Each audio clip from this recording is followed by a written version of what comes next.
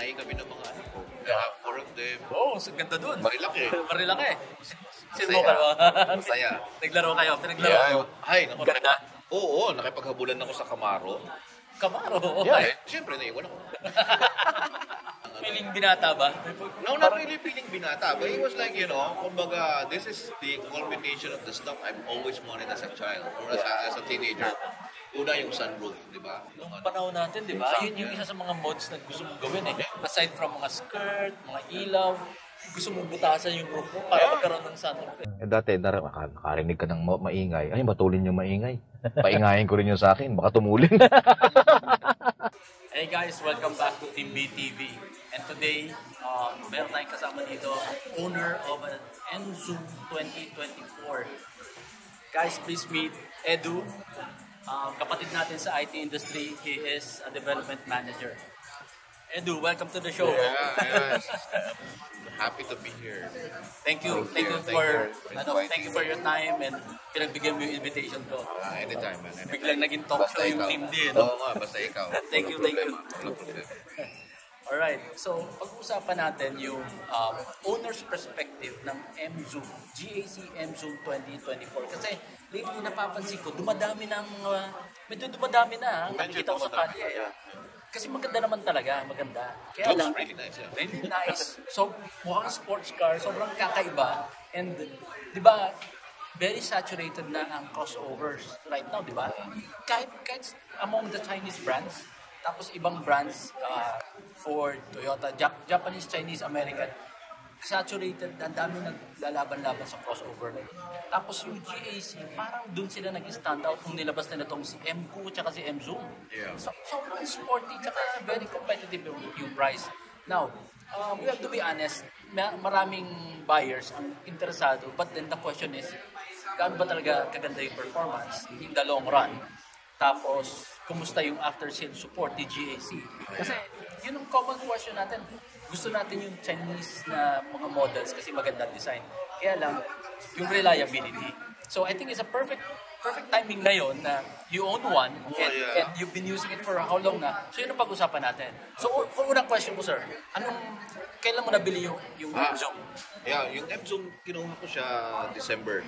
Actually, November na nag-decide kami, pero December siya na-release. Okay. So, end of 2023. So, 2024 na model na yan. Alright. Pinambili ko yung Christmas bonus. Hindi ganun kalaki Christmas bonus. Pinang-down. Parang wala pang kalahati yun Pinang-down yung Christmas bonus. Okay, so January, ano na ngayon? May? This May. 5 months? Yeah, 5 months. 5 months. So far, kumusta naman? It's beautiful. Medyo challenging nga eh. I mean, I'm not the best car owner out there. For me, a car is, getting you from point A to point B. Utility lang. Yeah. Yung car ko nga, mayabang yun. Sa kasa lang nahuhugasan yun eh. Every 5,000 kilometers lang nahuhugasan. Yeah. Hindi nga ako naglilinis ng kotse. So, it's holding up naman. I abuse it. I use it as fun as I can. Nice. Yeah, and it's holding up. Yung muna, what made you decide? Paano mo napili? Paano mo napili? Sa dami ng pamimilian. Yeah, so last year, punta ako sa mindset na bibili ako ng coding car. Coding car, okay. Yeah, sa coding car dapat. So, criteria for the coding car is, number one, dapat mura lang siya. Okay. And then since ang plano is once a week lang gagamitin, okay lang kahit hindi matibay. So, it does not need to be a Cherokee, Jeep, or any other brand. Right? So, tingin-tingin ako, and then yung kotse, I'm not into sedan. I've never had a sedan. My last vehicle nasa akin pa rin is a 7-seater. So, and then I have 4 kids, lahat lalaki, lahat teenagers. So, hindi, yung kotse. And then an SUV is too big and too expensive to be a coding car. Okay. Right? Yes. So, crossover. Kasi wala kang intention talaga na ibenta yung current car mo. Yeah. Kasi second car na talaga. Yeah. It's coding car. Pag isa lang yung kotse mo, meron ka na naman coding, right? So, you have to have two vehicles. So, yun. Crossover. Okay. Right? And then also, ako din kasi, ever since, syempre, generation natin, in love tayo sa hatchback. Yeah. From the Starlet to the Honda Civic. Yeah. Hatchback. Napapagalataan naman yung age natin dito. So, there's that. So, tingin ako, China-made cars are cheaper. Okay. So, pero before that, ang thought process was an EV, so electric vehicle. EV, okay. Pero ang mahal. I'll be honest, Yeah. mas mahal talaga lagi yung EV Yeah. versus normal cars right now. Pero nung isang tinignan, it was like 3.5 million. Sabi ko, ang mahal naman ito For a coding car. Yeah, for a coding car. So, I went to the China market.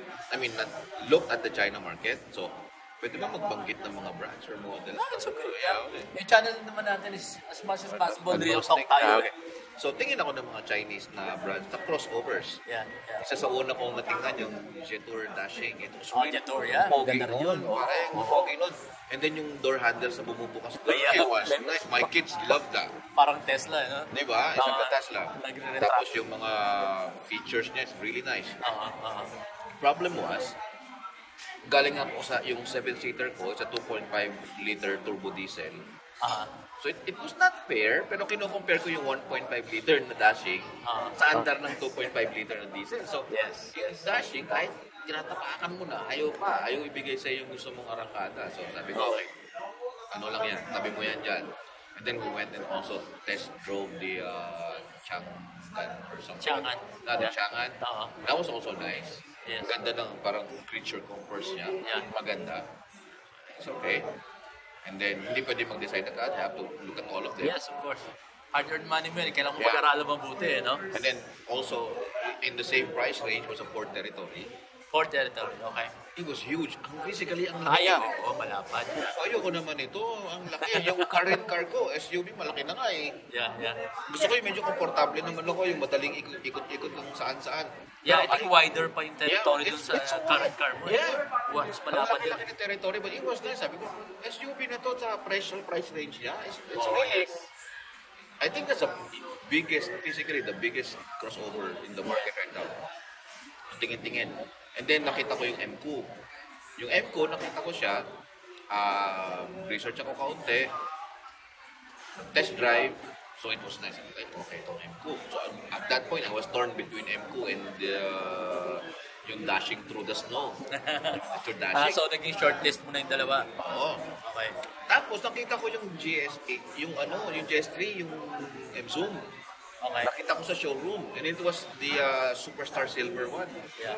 Sabi ko, ang ganda naman ito, patingin nga. So pagtingin ko, ang ganda, I sat in it, test drive, it had everything that I've always been wanting in a car, yung small things na, number one, yung power window na single click automatic power window. Lahat ng windows, ganun. Yeah, Matagal ko nang hinihiling sa kotse yun eh. Tapos yung symmetrical yung likod, meaning, kasi I'm OCD. But nakakita ko ng kotse, yung tambucho nasa kanan o nasa kaliwa, Okay. parang paling. Kasi, Isa lang yung meron eh. so gusto mo dalawa. Oo, gusto ko Para dalawa. balance. Para balance. Pero para panahon natin symmetrical. ang may ganyan, nagto-twin pipe mga Sports category bike, ng yeah. Accord. Yeah, Libre, di ba? Mga 1.6 below, isa lang talaga. Tinignan ko to, ayun, dalawa naman. Yung lower model niya, meron dalawa magkabila, pero parang, I think, ano lang, itsura lang. Yeah. Tapos itong car style, nandito. Yes. Ay, ganda. Tapos may diffuser, itsura pa lang niya. Ang ganda-ganda na. I pretty much fell in love with it. On 2 times. First time nung nakita ko siya, and then second time nung tinapakan ko yung guys. Okay, so in short, ang una talaga, physical design niya, na-attract ka. Oo, syempre kailangan pogi. And then, so nung test drive mo na, It was nice. Performance, sabi ko, lagi na sa isip ko, hindi ko i-compare sa 2.5. Hindi ko i-compare sa 2.5. Pero nung umarangkada siya, parang 2.5. nagulat ka. Oo, parang 2.5. Ano to? CVT? Ano yung CVT? I don't care. Basta it moves the way I want it to move. Exactly. Diba? Nung tinest drive ko nga yan, di ba napanood mo nga yung review ko? Yeah, I saw that. Grabe yun. Nag-4,000 na, hindi pa nag-upshift. Well, That's Sport Plus. hindi naman talaga siya mag-upshift kasi nga CVT, di ba? Yeah. So, wala ka dapat. Pero meron pa rin naman may tinatawag na parang, You have that sound, yung no, shifting. may shifting pa rin You siya. have that sensation. Meron ka pa rin mafe-feel. And very aggressive yun ang ganun na napansin ko sa kanya. Okay, so, hindi ka naman nag-worry na sa Chinese brand, GAC, hindi pa naman gano'n ka-popular sa Philippines. I looked at it like the way we looked at Hyundai when they first came to market. Yes, okay. Also Kia. Yeah. Diba? When Hyundai and Kia, Korean cars first entered the market, Yeah. lahat, di ba? Ay, Korea yan. Ay, Korea Yeah. yan, di ba? It was like borderline racist, but yeah, tama. Totoo naman, Hyundai and Kia were not really known as manufacturers of cars. Pero tingnan mo naman yung Carnival ngayon. Yes. Totoo. Tingnan mo yung Starex, ang daming umaandar Pero pa. ako nakadalawang Starex ako. Yung ang ganda rin ng review ng mga, yung accent. Yeah. Ang ganda ng sobrang fuel efficient Diba? yung So, accent. yun yung mindset ko when I thought of it. And then of course also nga, it's going to be my coding card. Masira, hindi masira. Okay. Pag ayoko na, hindi ko nabayaran. Soli ko sa kasa. Walang ano. So, okay, so 5 months now, kumusta ang fuel consumption? Kasi very aggressive eh. Di syempre, may expect mo rin medyo mausok mo.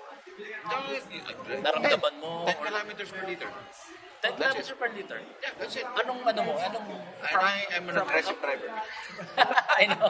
Pero para mabigyan natin ng idea yung mga viewers, when you say 10 kilometers per liter, anong route mo? Route? Well, lagi ako nasa expressway.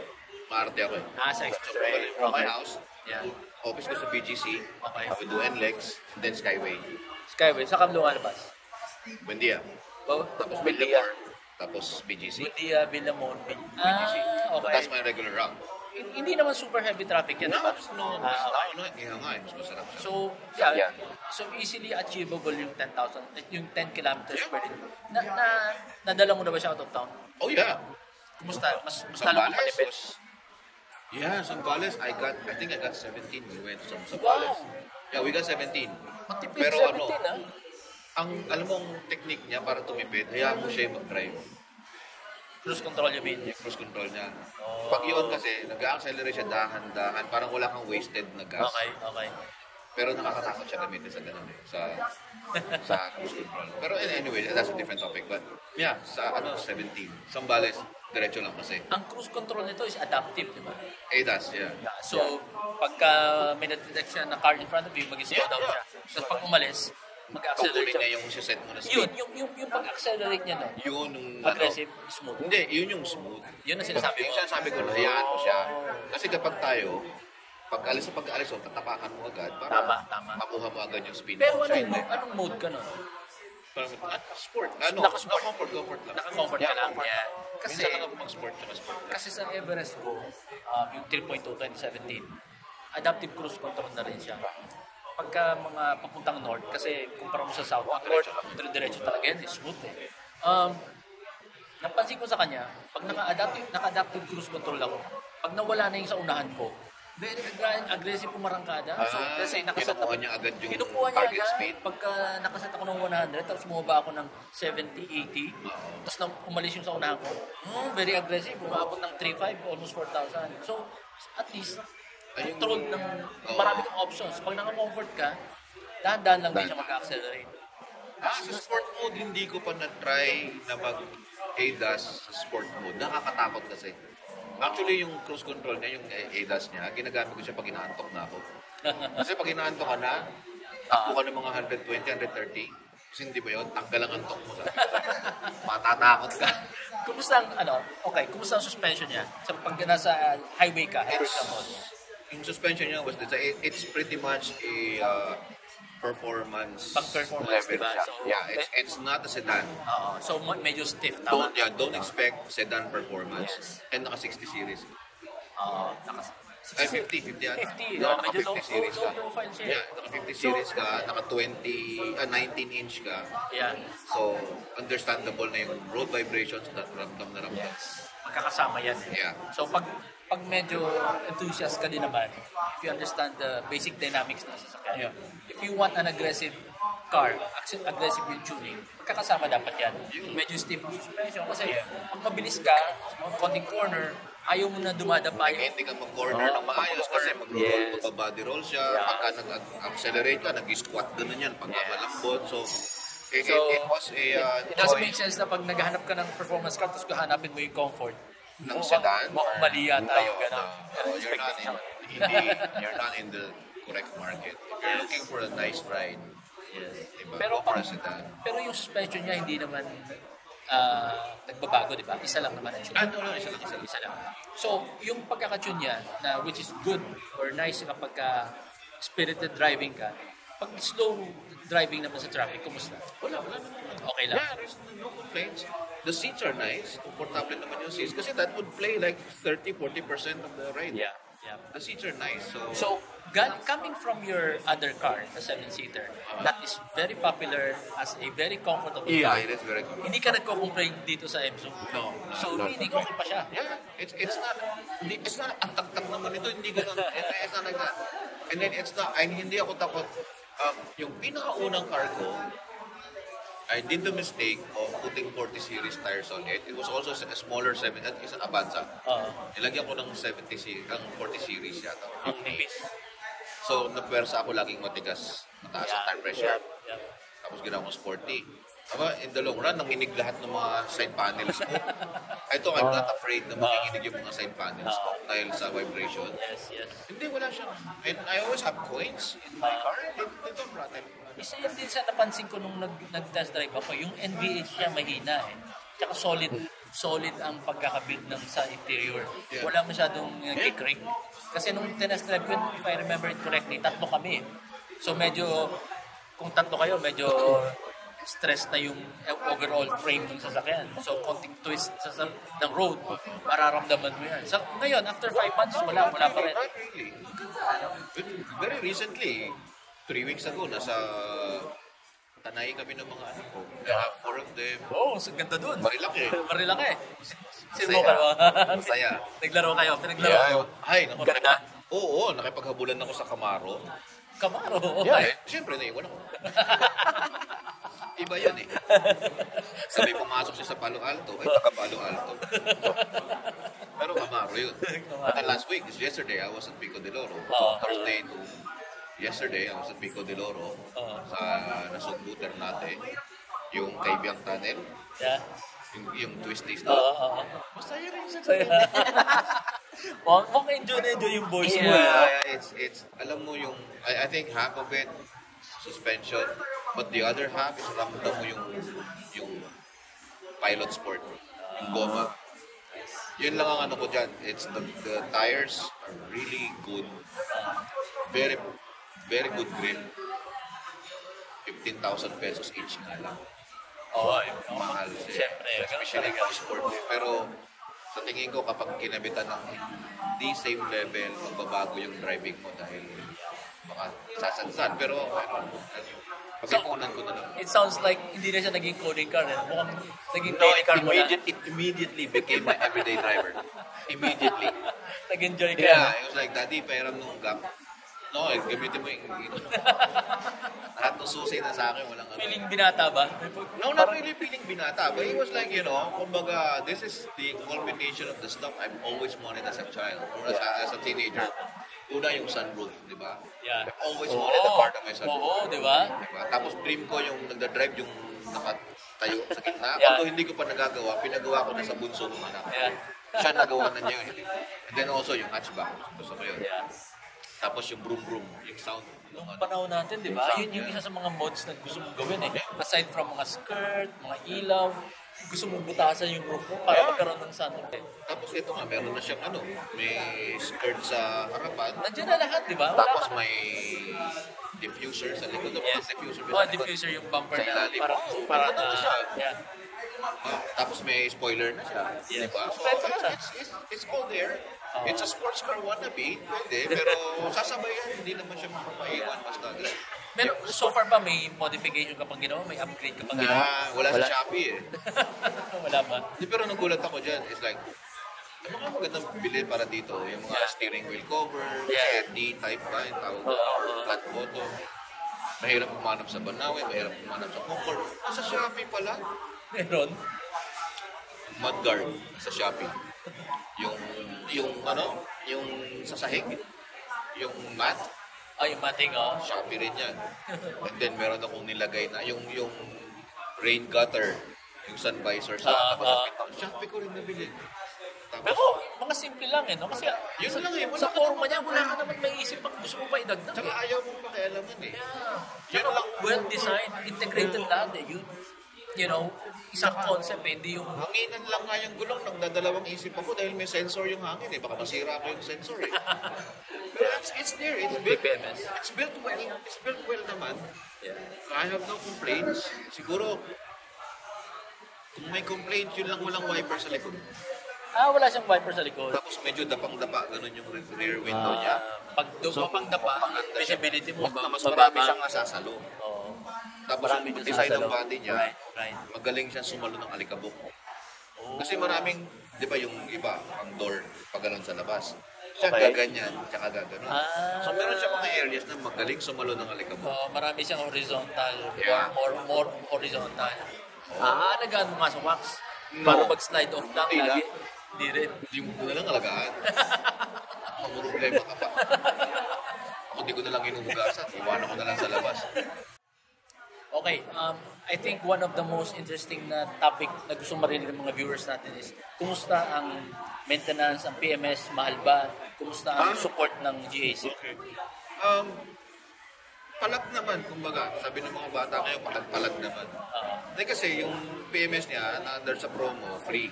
Free, okay. So, How totally, long? so How totally, long ba yung free? 100. Hanggang 100,000? 100,000 yan. Ilang mileage ka na ngayon? For 2 years yata. Wow. 2 years or 150. Whichever comes first. Whichever comes first. Okay. Ngayon nasa 5,000 plus lang. 5,000 pa lang? Okay. So, okay naman kasi meron silang mga estimate, yung ahente, sir, ilang ano na po.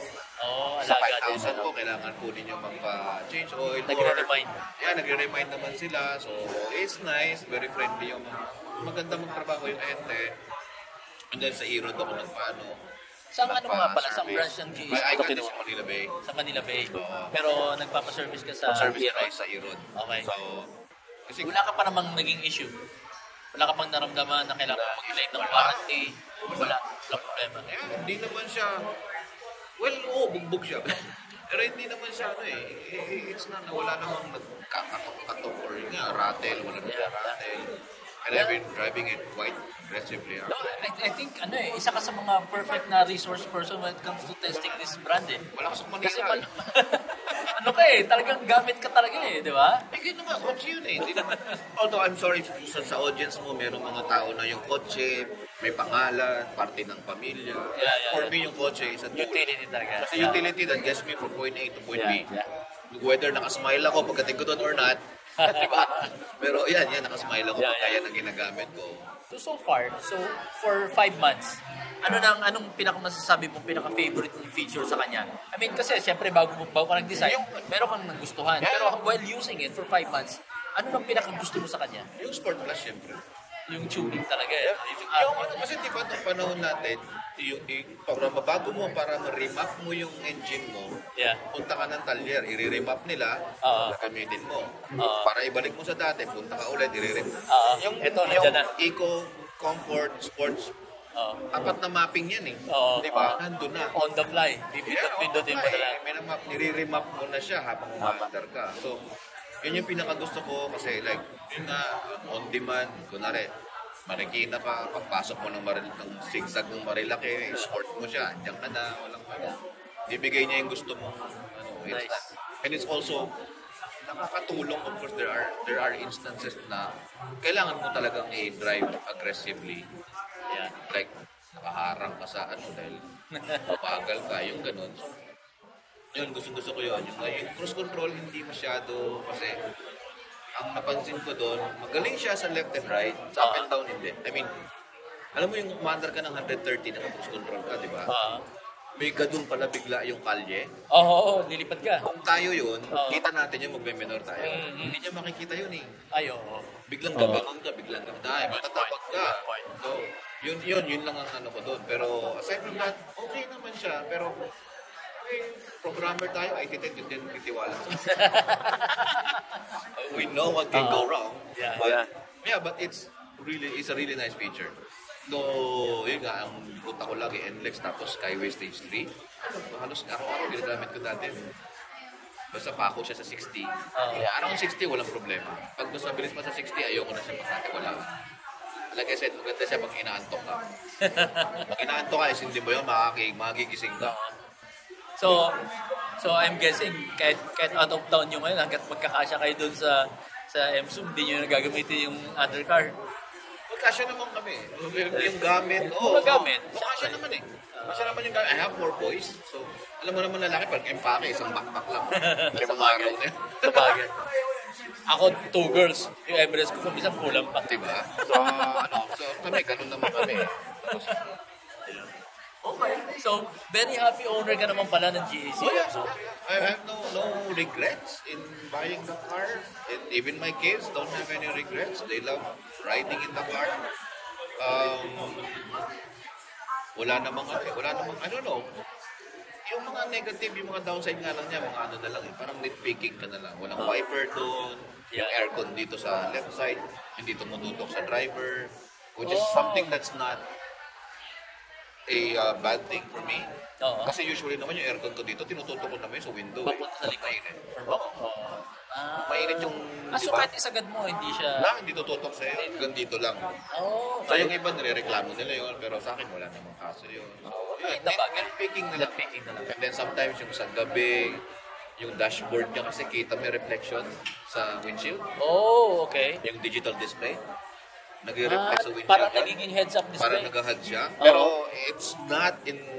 Hindi naman nakaharap sa kailangan mo makita. Okay. And then also the same with Hindi the ko side sa mirrors. taas. Medyo distracting lang minsan. Not really. Depende siguro sa driver. Tsaka depende rin sa mode. Kasi may maraming mode yung screen eh. Yeah. Meron siyang mode na simple lang. So pagka yun ang ano mo, hindi masyadong nakaka-distract. And then sa Windows, kasi meron siyang ambience lighting. Yung paikot sa okay. Kita yun. Slightly. Nagre-reflect. Sa tint mo. Sa Diba? tint. Diba ito yung aircon duct niya, may ambience lighting paikot.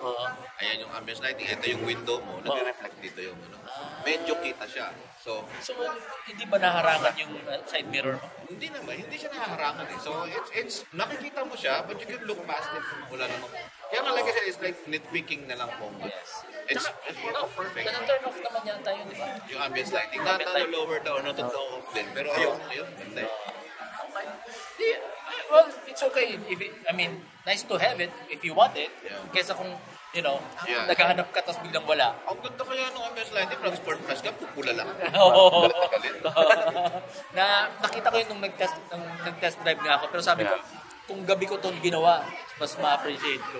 Yeah, maganda naman. Maganda yung ano niya. Tapos siguro, buksan mo yung shade. Yung sunroof, yung shade, medyo manipis. So, dapat, kadalasan ako mas makapal, hindi naman makapal, mas opaque para hindi pasukin ng init. And then also, pag ilalis mo yung shade, naka-sunroof ka, kahit sarado yung glass, minsan kapag gabi nakaka-distract, nakakapanibago lang, na nagda-drive ka, yung ilaw dito galing, may pumapatak na ilaw dito. Dati walang pumapatak na ilaw dito, walang makikita eh. Pero yung street lights, pero yun nga, maliliit lang. It's just nitpicking lang. Alright, so thank you so much for sharing your thoughts mo and your experience. So, okay, wait mamaya na. So, tama na ang daldalan, tama na kwentuhan. Hindi nila, wala naman akong MSUM eh. Oo man, mamaya nagbubulahan lang pala kami. So tara, punta naman tayo ngayon sa kotse niya, magta-test drive tayo, tapos yun, para ma-experience natin ulit how it feels driving the MSUM. Sure, let's go. Alright, let's go.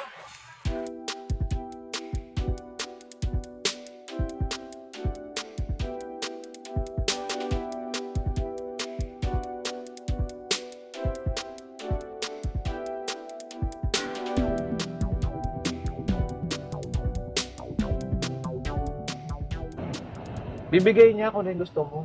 Naka-comfort tayo niyan? Oo. Yung Eco naman niya, hindi ko ginagamit eh.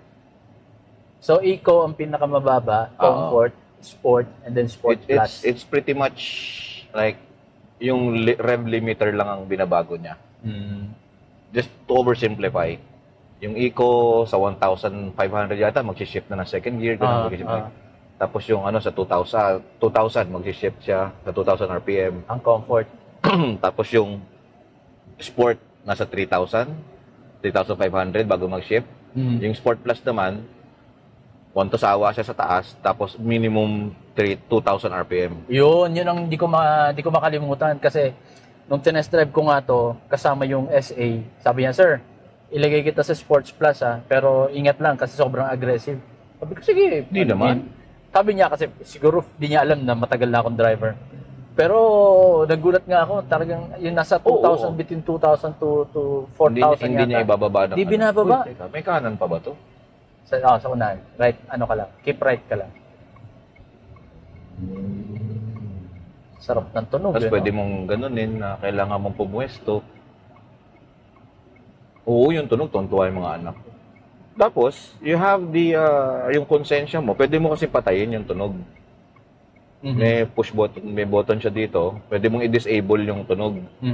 So kung dadaan ka sa tapat ng simbahan, yes, diba? Hindi makastorbo. Oo. Pero syempre, mas gusto natin yung tumutunog. Pero pag in-off mo yan, yung natural niya, yung sarili niyang tunog na from the tailpipe. Yan. Yan yung patay siya. Patay yung... yung dalawang exhaust. They sound like that. Yan, okay naman eh. Pag sinindi mo, oops. Mas masarap. Mas masarap may tunog no? Masarap kasi yung tunog niya. Classy, may taste. Hindi yung pinatunog para lang tumunog. Yes. Hindi yung maingay lang. Diba? Sumasabay sa speed mo. Yeah. Hindi, and it's not too loud. Yes. Kasi diba noon, panahon nga natin siya sa mga ginagalaw natin. Yung iba, sobrang ingay. All sound no go. Yeah, 120, di ba? 100 yung tunog, 20 pa lang yung takbo. At least ito, kasabay naman siya sa speed mo. Yeah, and it's stock. It's sila yung naglagay. Alam mo na hindi makakaroon ng negative na impact sa drivability. Yeah. Diba? Kasi papagawa mo dati si Nodalos. Lumabas na edad natin. Diba? Gagawa sila ng ganyan, tumutunog, pero hindi ka nag-retune ng kotse. Hindi ka naggalaw ng anything sa makina mo. Diba? You just major guilty. Exhaust. Diba? Ganyan din ako dati. Pakabit ako yung Nodalos. We were young. You know? We didn't know. Nakasave lang ng konti. Pakabit na. Putol na yung stock ng muffler. Tanggalin na yun. Lagyan na ng headers. Diba? Hindi natin alam na if you do that, dapat pala, yung pala, yung full exhaust system pala binabago dahil may binago ka sa makina. Yes. Tsaka diba? Hindi lang yung out, kumbaga yung in din. Oo, yung pala binago mo pala yung compression ng makina kaya kinailangan mo ng mas magandang exhaust system. Dati nakarinig ka ng maingay. Ay, matulin yung maingay. Paingayin ko rin yung sa akin, baka tumulin. Ay, BYD. Cute din yan. Pero kanina, tatlong beses ka na dumaan sa mga parang rumble strips.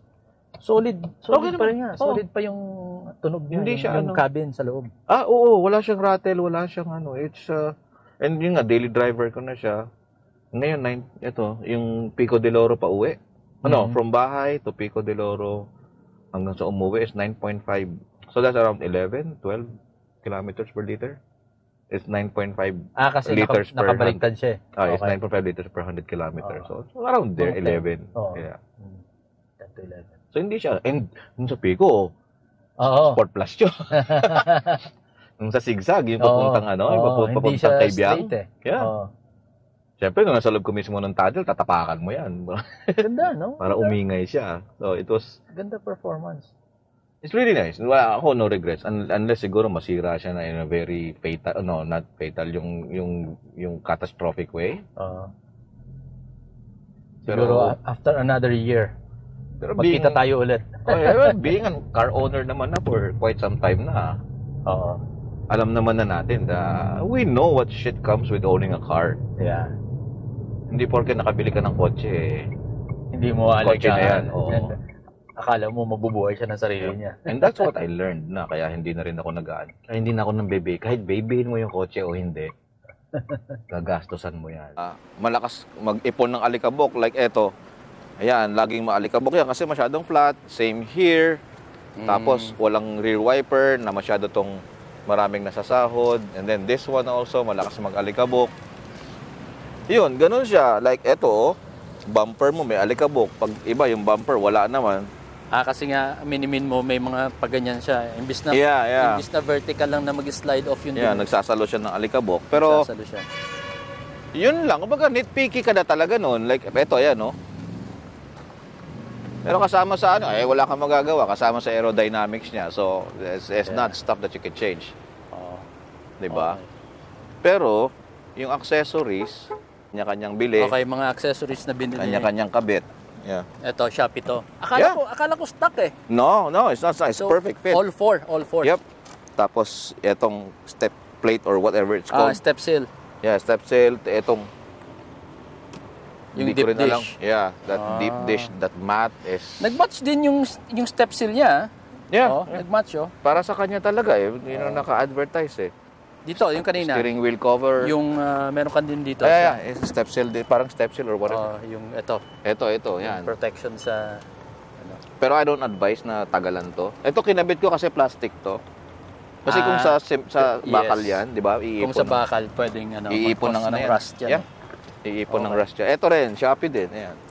Yung din, yung Hindi yung bigas. Trunk. Sorry about that. Trunk, tawag dito? Trunk lid? Yeah. Trunk Trunk lid, parang baggage something. Shopee din to Silver kasi to, nilagyan ko ng black. Pero ipinatong mo o tinanggal mo? Pinatong lang. Malinis so na-cover niya pati sa gilid? It's a perfect fit, yeah. Ang pinakamaganda niyan, yung sa harap na ganyan. Tingnan natin. Tingnan mo yung harap niya, hindi siya kitang-kita. Malinis. Di ba? So, kasi nung sinabi mo sa akin na pinatong mo, nag-expect ako na makikita ko yung pinatungan. No. So, na-cover siya. Maganda. And pag nakita mo nga, hindi siya, di ba? Generally, parang black lahat. Parang bin-lock out mo yung ano niya. And that's it. Wala ka namang ibang idadagdag or ibabawas Ganda. Ano lang talaga, yung sunroof lang na masyadong mainit. I really wish na makapal yung curtain ng sunroof. Yun lang pakita natin yun, yung sinasabi mo. Ayan, yung curtain ng sunroof, manipis. Manipis. Yep. Little things na lang, no? So, hindi siya masyadong effective. Pero it's just pretty much just nitpicking lang. Konting solution, nilalagay niya in between pag sobrang Yeah. May solution naman Pag matagal ko siyang ipapark sa labas na mabibilad, which is every day.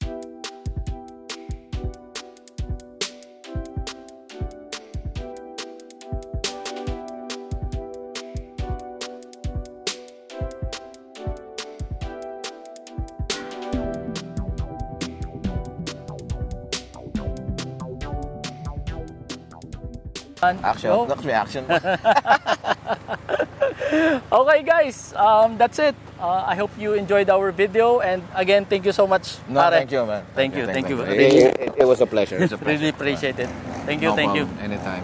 Okay guys, yung di pa nagsusubscribe, please subscribe to our channel, and I hope you enjoyed our video, our special episode with Sir Edu. Alright, as always, drive safe. Bye. Bye-bye. If you like this video, please do not forget to subscribe to our YouTube channel. We are also on Facebook. Please like and follow our page.